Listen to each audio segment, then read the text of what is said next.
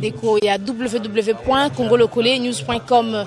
Awa tozana Palm Beach toza invité par CNL Communication en Lingala Facile, dirigé par Jimmy Mukendi, David Nsala et les autres, et Thierry. Donc Baye Bongo Kosala point de presse justement porter messieurs Zachary Bababasue plainte pour diffamation et injure.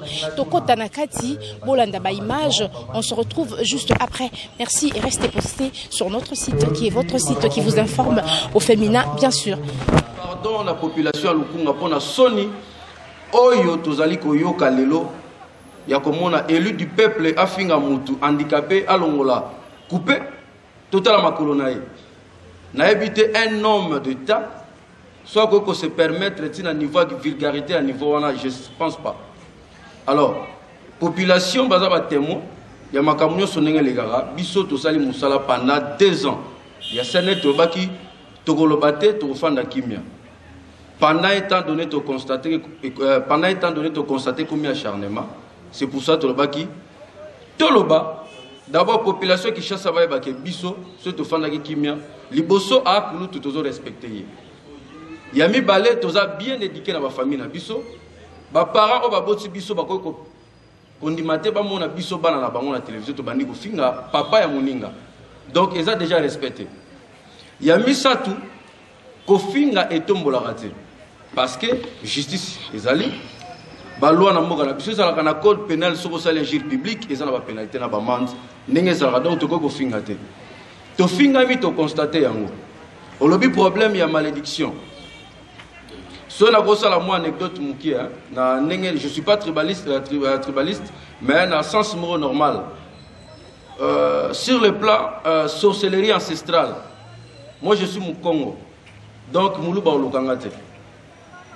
De 2, Azan ni papa nabiso, ni maman nabiso, pas Lokabiso. De 3, spirituellement, je suis croyant chrétien. Yenem taebinda kunya lia ko mema biso to kendo to boya pour traiter biso lelo que tous en a ma colonie tous en malédiction. Donc côté on a sur le plan spirituel toute malédiction sans cause n'a pas d'effet. Sur le plan spirituel biso ta to sambela. Na ke déjà côté na pesi maloma ta tshelo. D'abord merci na ndeboye belé ko yoka vérité auto la kagibino surtout ko Naïna pour répondre moi na Bayer dans la David Sala assez à lever presque nyonso mais Naïna qui côté mingi oyo ezali question il y a démission de Coliezer bisonyo toyebi esika oyo outil na ba chaîne oyo outil na kanti okoko ndima jamais soko za travailler na patron na yo na collaborateur na yo tona associé moko songolo pakala ayebisa yo maloba oyo za bor na ngai soko lingi na ote bien na yo na mutu aza ko juger que azo travailler na ba collaborateur na mutu aza ko juger que azo travailler na ba associé ezali ba langage moko terre à terre banal son na kolo bango ke mutu ko kolobati. Nous en tant que professionnels, en tant qu'intellectuels, nous devons gober Makambouanati. Et mais pour votre information, de Coliezer, journal télévision Lingala Facile, ils allaient œuvre à Batumi Sato, ils allaient comme moi. On est la vérité. Attends que soit mes sous, mais c'est beau solo. Et existant nulle part. Et l'autre côté, où tu as pu monsieur. Le député n'a pas quitté, n'a pas mis ça, biso de yé, to mi komisi, à ça biso test, à ça biso kasi. Non. Biso to luka, ba quitté, to luka, ba mesa, to tcha ba caméra, ma mnoso, ndenge koma, ou e komi. Donc, to kotana na ba détail, ou anate, pour na koloba sur démission na biso. Biso to zalaki libre ya komona ke, to so sa lesika, to zo sa la nandeko, mais asana ba ambition ya zanango. Azana makanto ya zanango to jija ki bon ya ko sala nzela na biso na kanisi bino nyonso ko constater que nzela na biso ezala ki mabete olobi na ngai ke biso nde bato oyo to sala ki ke va voter ndeko. Oui, ça c'est vrai.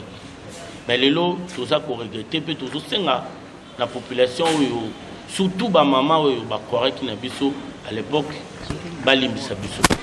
Nagansi Jimmy Kendalobi en bien dans le discours que les lots et sengé na biso jeunesse, peuple congolais, toye ba pour ça la choix. Il faut tout ça la choix est bien. Il y a bateau tout ça au tinda va représenter biso dans l'Assemblée nationale. Dans l'institution américaine pour le but Merci. Chers confrères, moi je vais vous poser la question regardant droit à la jeu. Et j'aimerais que vous puissiez regarder tous ces journalistes qui sont venus ici pour vous, certainement pour votre point de presse, parce que on aimerait connaître exactement la vérité. En vous regardant droit à la jeu, comme je l'ai dit tantôt, je vous pose à vous la question, vos droits. Est-ce vous pouvez nous dire vraiment la vérité? Si M. Zakari Bababasu, qui vous insulte aujourd'hui comme vous venez de le dire, et que vous ne l'avez pas volé, parce que M. le député, en passant dans les chaînes de télévision, accentue ce point-là, que vous avez volé son argent. Ça, c'est la première des questions. La deuxième, si ça s'avérait que le monsieur que vous appelez votre Dieu et que vous respectez, si ça s'avérait qu'il rentrait en arrière et que vous rentrez en arrière et que vous palliez à tous ces problèmes qui vous posent problème, qui tirent les ficelles et que vous évoluez dans la paix. Et cela est-il possible aujourd'hui? Merci.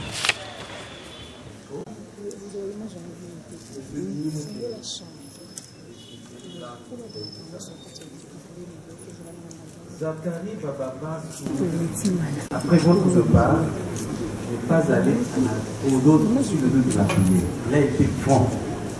Il a dit, vous aviez volé l'argent d'une banque de la place. Nous voulons savoir la vérité. Parce que le représentant de la population, soit de la presse qui est au devant de vous, pourra retransmettre le même message. C'est une histoire qui est répétée. Et voir la base, c'est que s'ils sont partis de Lingala Facile, c'est parce qu'ils ont détourné l'argent d'une banque de la place. Ce sont les déclarations faites par Zakari Bababa. Soyez francs à ces sujets. Nous savons qu'il est Zakari Bababa est connu. Il a parlé, je ne sais pas si c'est le coup de ça, je souhaitais que vous soyez vraiment francs. Dites-nous vraiment la vérité, comme venait de le dire notre confrère de la RTS1. Soyez francs. Vous aviez détourné l'argent d'une part de la place. Et pourquoi vous êtes partis tous à trois et en bloc pour constituer aujourd'hui l'agence CNL? La ligne répond à la Lingala pour Batunyoso Bayoga Mona Lito ya Lingala. Willy Makolo, vous avez volé l'argent de Zakari Bababaswe. Non. Non, pourquoi?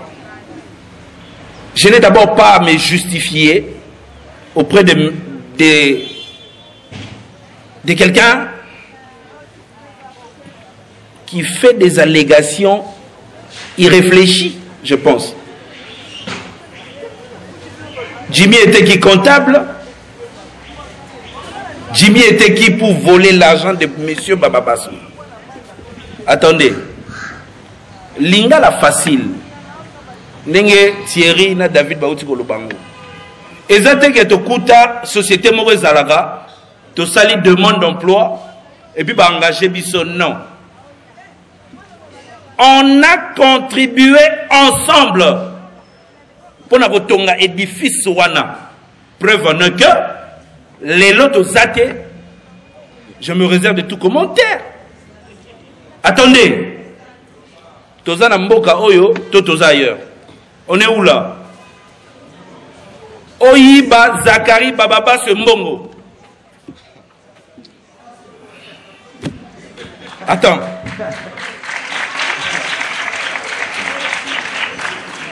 Zakari connaît mon adresse, connaît ma famille, ayebi ba fréquentation nanga nyonso.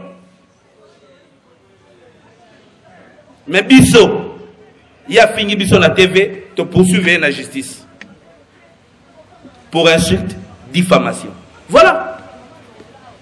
C'est trop facile de dire que Moutoyi bio, mais ils ont même laborieux comme ma preuve. Faire la paix. Qu'est-ce que vous appelez faire la paix? Mes chers amis, nous ne sommes pas une génération sacrifiée. Nous ne sommes pas appelés à disparaître demain. J'ai l'âge du fils aîné de Baba Bassou. Bissoa, Tozao. Ouais. Moutakogi, ici 33 ans à Zate. Pour votre information. Ouais. Ouais. Ouais.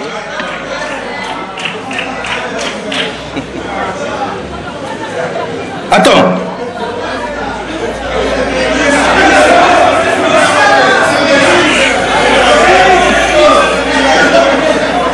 Toko t'as un sentiment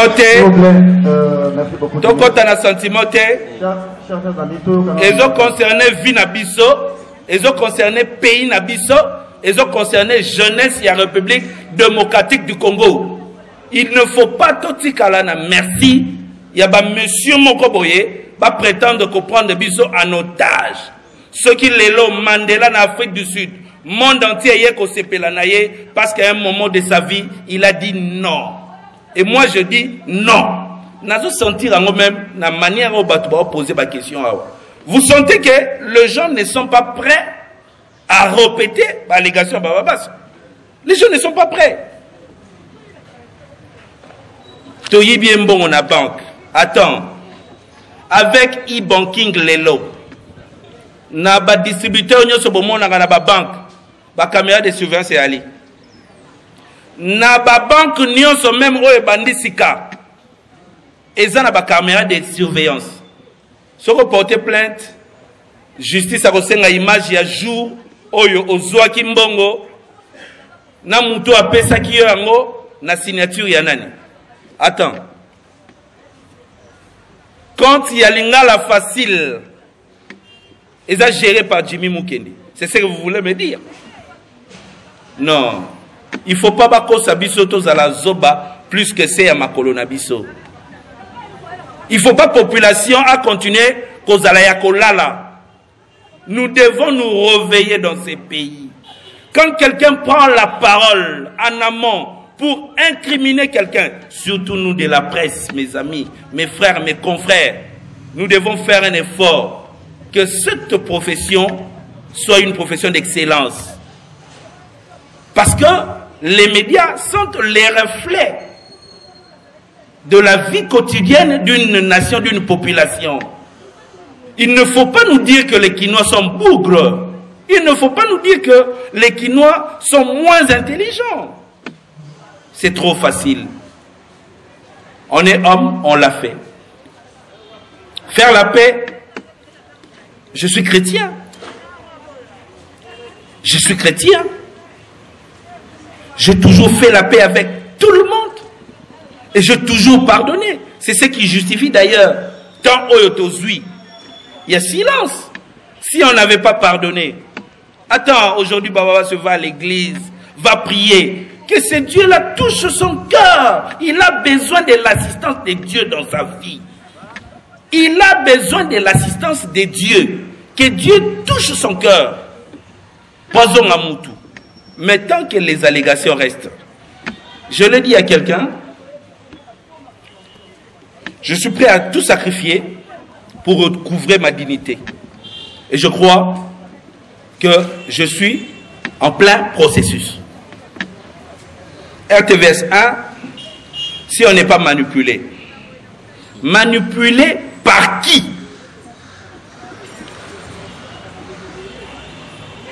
Même si je veux faire la politique, attends, je ne veux pas le faire tel que la politique est en train de se faire par certaines personnes aujourd'hui. C'est trop facile de dire qu'on est manipulé. Peut-être pour ça l'allusion na makambu oyo ba députés provinciaux bauti kozwa na monsieur Zakari Babaswe. Je salue la présence ya honorable William Kano. Bauti kozwa ba député comme batata na ndako bafani na bandako na bango bamona un excellent, un super député abandi ko pesa bango ba leçon abandi ko incriminer bango. Les députés réagissent librement. Tu tombes na ba insulte. Et bien nous nyonso boza wa ba presse ba média. Bozo monango. Mais personne n'est décrit. Bozo bangani. Bozo bangani na lobata lo Eliezer. Aota la Bible. Bozo bangani. Non, attends. Nul et alors nul ne peut nous manipuler. Ah, ouais, c'est question d'honneur.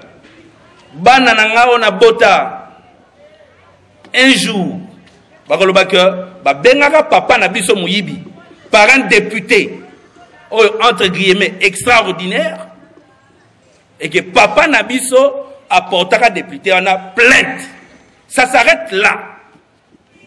Justice c'est ça les locaux. Assemblée nationale c'est ça les locaux.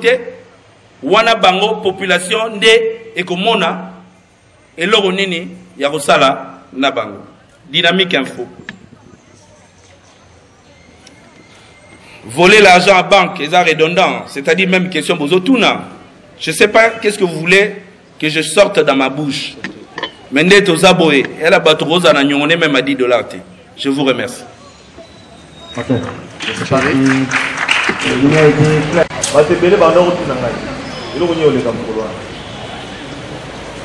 Mais pour paraphraser, il passe à la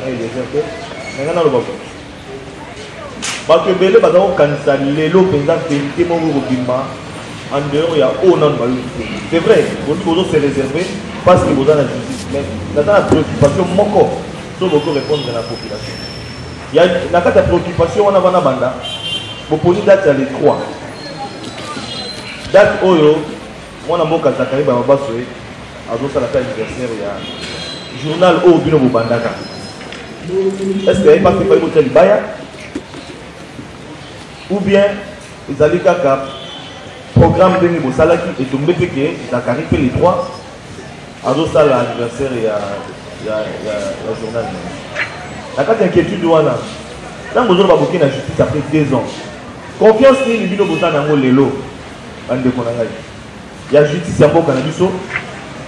Denge zotambola.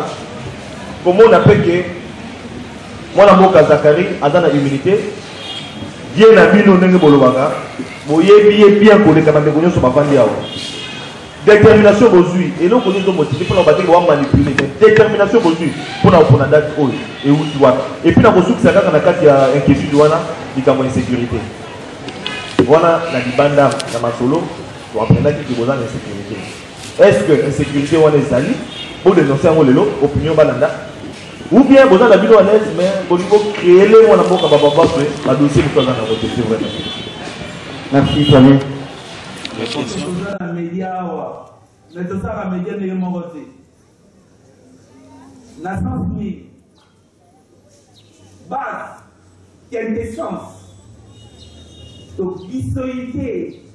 y a un métier journalistique, fait force dans l'eau, et il faut un traitement. Sinon, tout le monde dans un journaliste, tout le monde a lu la Facebook. Reconnaître un journaliste professionnel, la manière n'a pas de remettre information. La profession, métier. Mais sous-soupé, nous avons évolué pour qu'on y ait la bataille. Nous avons tanga. Nous avons continué au tanga, David a continué au tanga, Thierry a continué au tanga. À venir les amoulaïs, mon cannabis, c'est un besoin d'addition plus tard. Tu retiens un antivaleur licolo pour payer Kendewapi. C'est ça la grande question. Tout ce il y a une polémique stérile. Tout ce qu'il y a un niveau, il y a une idée. Et là, on y a TV na biso ezala. Et là, on y a communication en boka ezala. Et là, on y a population ezala. Justement, tu as posé une très bonne question. Na ba question ni on s'en abandonne pour s'attendre nango awa. Na tikala ko s'attendre na question qui toko boeti. On ne peut pas faire la même chose parce que nous sommes professionnels. C'est ça la différence. Et puis, quand le bac CNL et Kokana Basusu, la publicité de Menazo a annoncé quand même que le 8 mars, dans la conférence, Babendi Sayinga, en tant que professionnel des médias, professionnel de la communication, Babendi Sayinga, le 8 mars, l'Ibosa étudiant, il y a USPL, ICCN, le 8 mars, pour développer sujet sur la différence entre journalisme et la communication. Le 13 mars, Babendi Sayinga, dans l'étudiant, il y a révérend Kim Nachangou, toujours communication, différence, na journalisme. Métier n'a biso ezako évolué. Profession n'a biso ezako kola ba mayele ya sika ezako batisama. Na ba métier lokola ba communication, ba métier lokola ba journalisme, même na saluer présence ya bande kolanga ya ba médias en ligne. Na ba métier wana ceux qui au sali au sengi mutu moka média en ligne à ça là 2 semaines sans cause à liboso machine à cause à la malade pour il faut y avoir tendance ya sika il faut y avoir ligne ezo salema même TV au total là biso nyo total là TV ni mongota na la tala nga itek na Euronews na tala ba invention ya sika na France 24 tant on a yawa na petit 2.0 tant on a yawa 3.0 to expliquer bino à la CNN et ça la différence sur le plan qualité, professionnalisme, on est différent. Et il faut boyeba parce que science, ce qui est commis occulté, n'est commis science occulte, n'est commis mabé, pas bombe tout science. Mais science au total dans la classe. Et ça c'est la différence entre journalisme et la communication. Biso to ça la communication, yango bomo na to la publicité. Il y a un moment où on a annonce, il y a un événement, il y a un moment où on a rubrique, il y a Mwanza, il y a humour. Ça se justifie sur le plan professionnel. Et ça, Babylon, ça permis et autorisé quand vous faites de la com.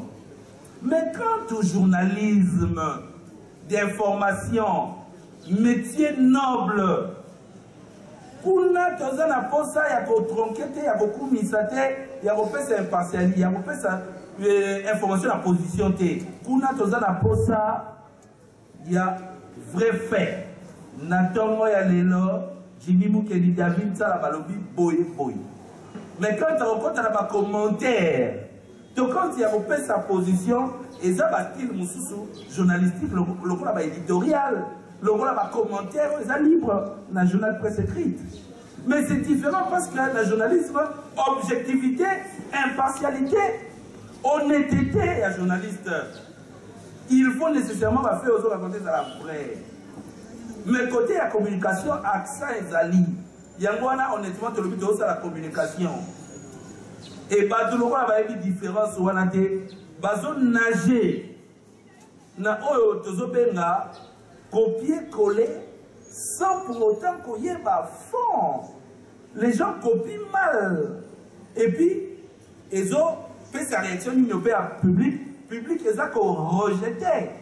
On ne dit pas qu'on est spécial, mais pour avoir fait beaucoup de choses sans se vanter dans cette république, Botikabiso quand même, les lotoloba, tu expliqué bien, ni tozali. Merci beaucoup. David, rapidement, Yozoua,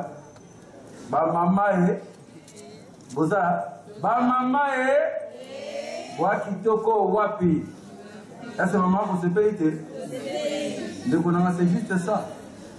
Bisso Tolobi, s'il vous plaît, là, c'est sur le bas. Bisso Tolobi, tout ça, la télévision, la Bisso autrement. Toyebi, tout ça, là, qui. Tolito qui na ba rubrique mususu photo sala makambo autrement pour ça ndenge mokote différence ama ya mafuta to benza que biso to lo ba biso nyo tolingala mais c'est ça la makambo kokani ça pas slogan tant que le bi ba maman et bois kitoko wa pesa communique ba maman ba yoka bien c'est-à-dire to pe sene le koma lokolo ya bango parce que baby na suka ils ont moins na média et kanisa ko la promotion ba maman donc na ko maman nyo tata ali sene la zelaka na suka to so to le bien ngote ba bengi comme problème déjà les positionnement biso to suit zuwa to la kishasa to la kisasa ya na batterie za kebele so to bi na biso zuwa so ko lati na obi muninga bi tani na za o le pika zuwa ya na ngone ngona ko finga ezama be mais so na biso na fingita so to sa musala biso bi to bika mamela ka kamba zuwa ya pala ba mama na biso ba sekana naku to chama mu mwana pilipili mais za poto take mutu te mutu yenda za concerner na ndenge na ye akoka ntango ndenge wana donc ezaki juste pour na ndenge wana biso to finga raze na répondre à cette question moko awa ndeko lobi ndako ni ba bimaki biso bolana ki bino nyonso na ba média j'espère que les journalistes et les la population à la télévision. Tant que se permettre à l'Obakeno, vous avez esclave spirituellement. Il y a une anecdote où on a pour côté la monnaie, il y a un bokoko. Il y a une différence, on a pu expliquer.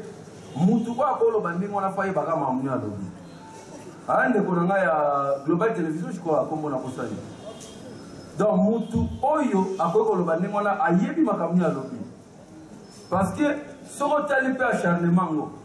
C'est que quelque part rien la likamu ngo ina taki to makake lo mombo.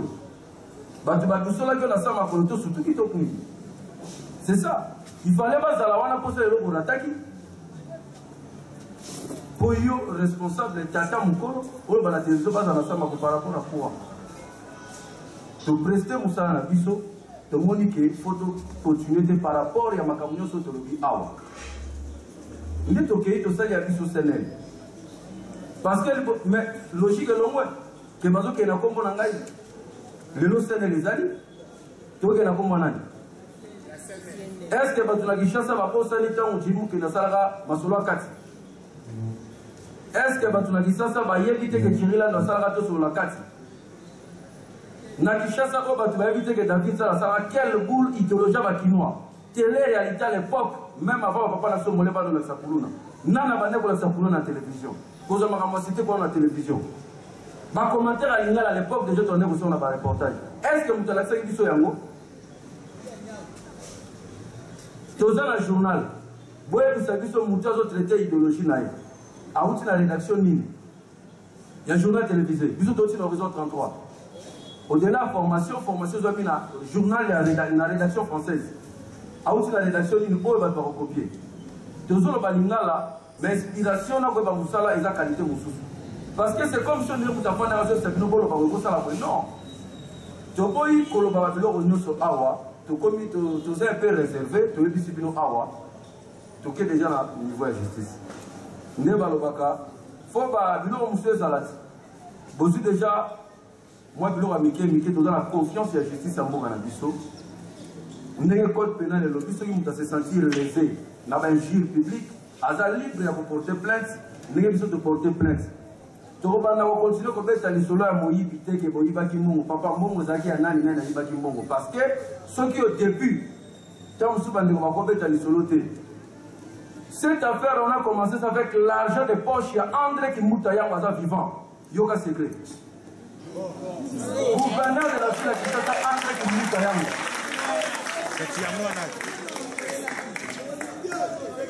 Mais gratitude, les alliés.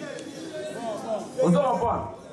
On a commencé cette affaire, mon et André Kimbouta Yawaza. Il y a un des bons mots que non, ce journal, tout ça, on fait pour pas dans Soukanango. Gouvernement provincial à la ville de Kinshasa. Vous comprenez? Naï Nazaraki, reporter dans l'hôtel de ville. Nous avons un reportage pour nous avec Mario Snazor.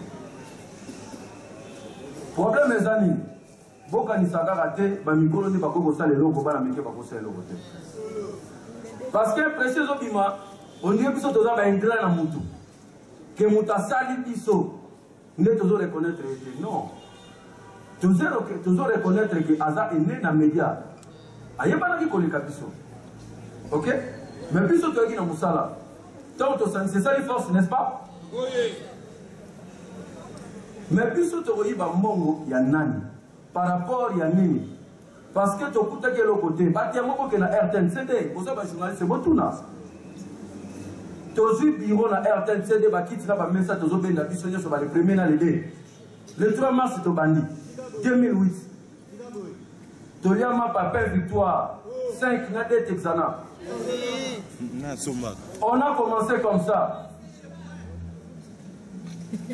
Na biso toi na biso bato to sala kelo ko na Jimmy Mukendi. Thierry Lani, Chief Milamwa kufa pe asonam, Willy Abibu ope lelo e basale loko na ye. Bakebe na batu musu me mwaka lo bango zate parce que batu wala ko to na ba se bande ko futama. Batu musu ba loko pe basale loko na bango. Na biso na punitu na biso wana. Ayeba na ki kolega biso parce que azana expérience azana asali pendant tant moulaï la mais cela ne dit pas que yé ta façonné biso s'il vous plaît. C'est ça la reconnaissance. Ok? Maintenant déjà quand tu peux faire une nana pour passer total nyonso. Ah boye, oh boye, non, c'est faux. Il y a autre que le côté à la sensée vérité il y a kamalem et malem. Makam na lobby boluka monsieur Willy Abibou Aza vivant, boke na RTNCD, il y a 5 maps à paix victoire. Na dette exana tozo kanisane to sala. Première présentation, monsieur Pierre-Ani manda sopi chemise pour le monsieur pour te présenter nango. Parce qu'on avait quand même des difficultés, OK? Tobandi ko sala mbongo ensemble na faire wana. Na parler plus de détails mususu. Vérité mais à moi là. Au finité mais aux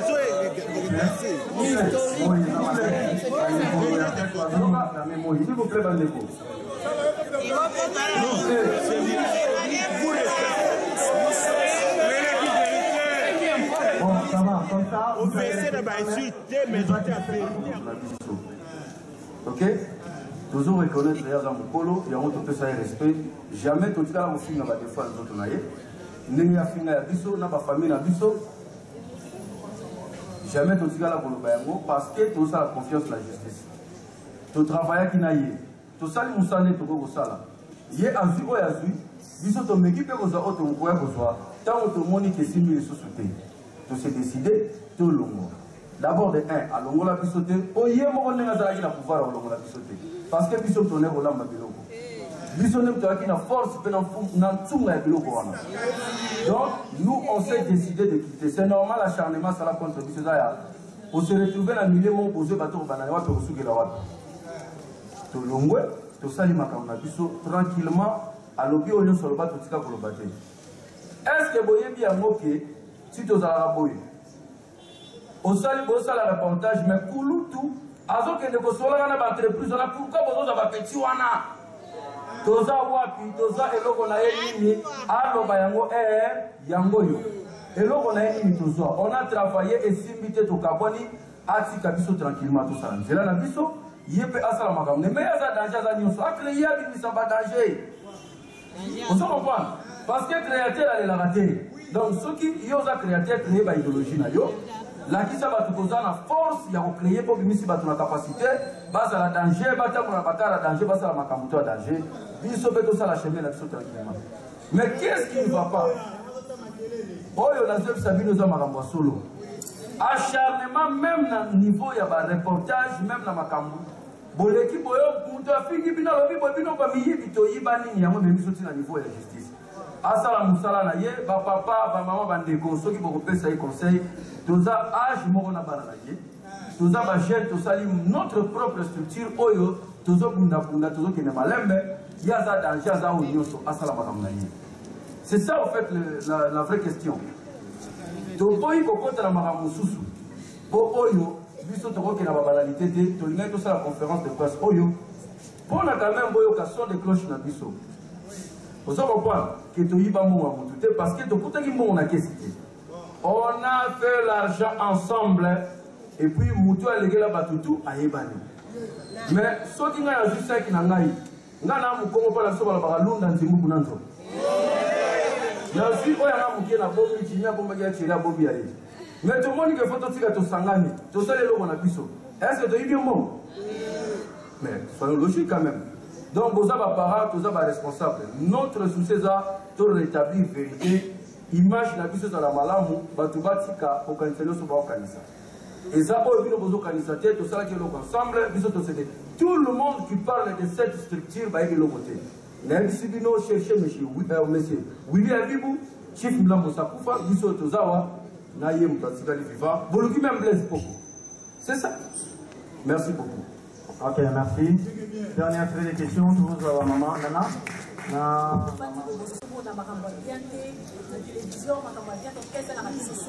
Les gens diraient que valeur et ça, on dirait que métier noble au biso qu'on dit comme ça là.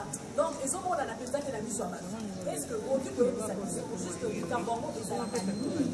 Est-ce qu'il y a pas moyen ils sont étant que ma journaliste donc on fait plus de la solution entre Bino Kaza Oyo Kana parce que pour on a que à lui on va comme ça pour ça la question qui a fait donc on a dit on va la faut ya komana donc on a dit on va la faut ya ko perdre maman ka ma famille na Bino alors ils ont ça la biso bien et moi il bisa biso likambo yango ekabola ka Bino likambo yango etiaka matata ezali soki eza oyo okala bayebisaka biso ke laboro bino kokota yango nde esalaki okamwana est-ce qu'il y a pas moyen ozonga na labo wana babandela kosukola bino likambo yango esila na ndenge ya kinya parce que biso bajournaliste ezosala biso pasi ezobombela biso mosala toluka solution. Question nanga na otunga na sene egoiste tuna bino tomona bino ka bokumisa bamama na commentaire na bino totika oka jamais voir mwasi na éviter so na obosa na la présentation na mona jamais mwasi na éviter so na obosa oyo c'est biso eza bino nde otima abasi to basi nde batima bino donner des conseils, poser des questions. Là, c'est clair, n'est-ce pas? Yes. Bonjour, responsable de news.com. Bonjour d'abord à mes collègues parce qu'on a travaillé ensemble à Horizon 33. Et Jimmy, je pose ma question destinée à yo. Jimmy, n'a dit que ça un mois dans mon corps, Kumbone Zakari Bababasu. Les longs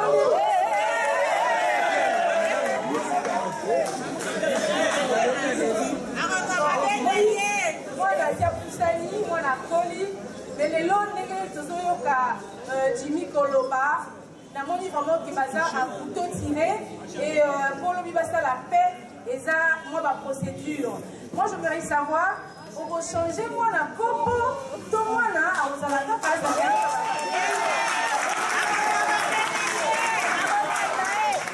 Ok, je pense que c'est terminé.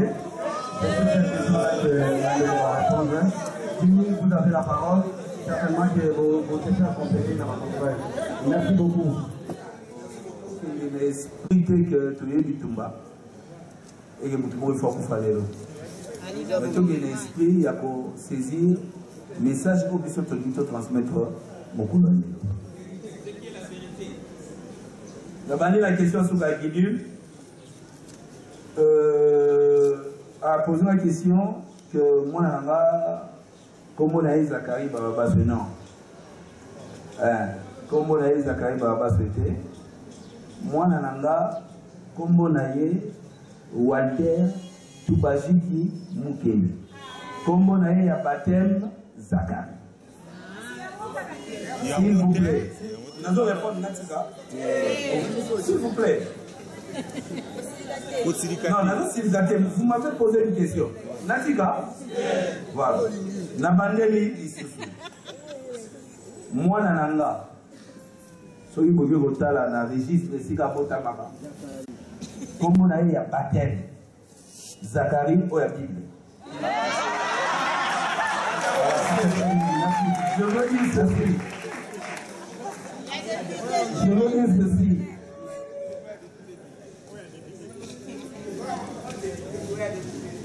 Le terrain d'entente. C'est que Bino et ça Bino bien quand quelqu'un insulte à la télé. Oui. Quand quelqu'un insulte, on a laissé 2 ans. Des fois c'est paradoxal, hein? Ça fait 2 ans qu'on nous insulte. On a laissé. Mais on est aux Elabino. Bon, vous savez que ce n'est pas bon d'insulter. On a pareil, mais on a pas manière, on a pas tout mais président de l'Afrique a dit donc il faut faire très attention. Je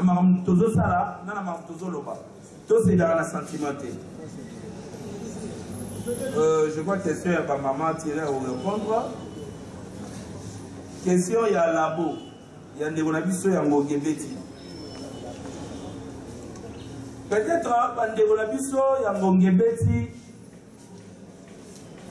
toyebani kaka na media mais toyebani na ndenge kati te na ndenge solo te koloba lingala na TV eza kozala idio te koloba lingala na TV eza kozala zoba te ntango biso tobandi Indubile na Horizon 33 na évité sur Baza Basikoza na Rada Papi Yolo. Abisinga, mais mon cher, comment est-ce que tu peux tomber trop bas? Accepter de parler lingala à la télévision. Nabisi Papi, chaque chose a son temps. Tosali eloko wana na balingala facile. Naba biloko tout et après naba sene lelo. Batu bazana moi vision sous par rapport à la émission lingala.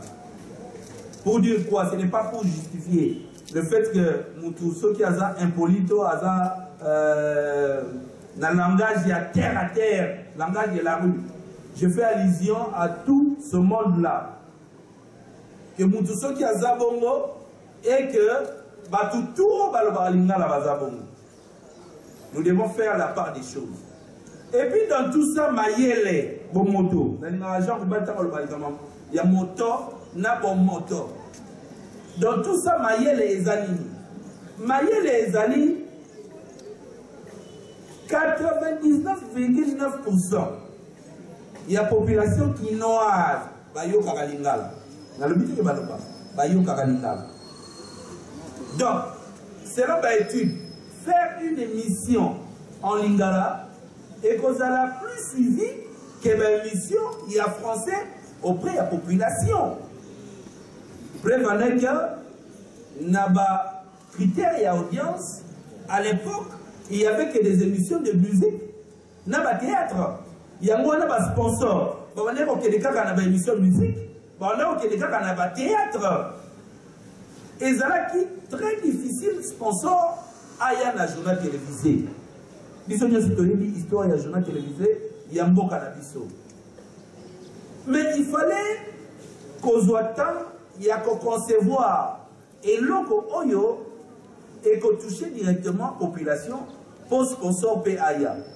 Les lots de sponsor tout le mélange, biso tout ça communication tout qui a pas. Et oui, amis internautes de congolocolénews.com, nous sommes arrivés pratiquement à la fin de ce point de presse. Donc, les amis de la communication en lingala facile ont déploré c'est que M. Zakari Bababasoué a sali Bango, a accusé Bango, Ibambongo na une banque, et tas de choses. Donc, vous avez suivi, je crois, avec intérêt la déclaration de Jimmy, de Thierry et de toute l'équipe de CNL.